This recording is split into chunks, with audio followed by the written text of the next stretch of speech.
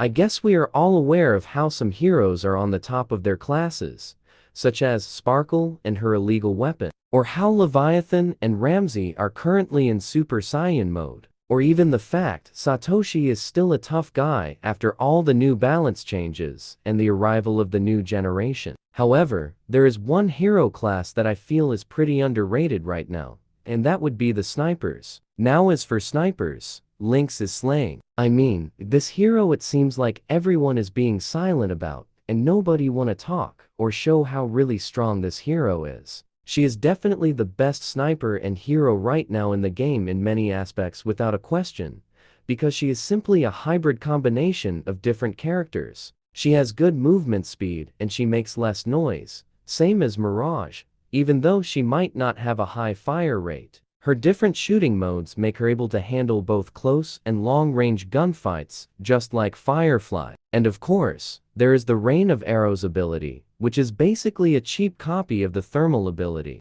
as it allows you to bypass walls and splash areas with millions of arrows raining down. And it's actually much more versatile and much faster to deploy and apply than the thermal ability, because it doesn't give you any time to escape and the damage is just silly. The only downside in Lynx's playstyle is the lack of defense, because obviously, she doesn't have some ability like Force Field like Blot to protect herself. But that's wrong, because I believe there are actually some defensive tools hidden in her pocket, and those are her natural instincts, like the Super Hearing passive and the Crazy Vision range, meaning that she looks harmless at the beginning, and you can easily rush her, but she has useful abilities that help her sense the danger way before you even think to attack her. And that's what I really like about Lynx. Even if you aren't a very experienced player, her passive will help you with your next step, to choose perfect areas from where to attack, and watch your back. The final thing I would like to add about Lynx is her gear.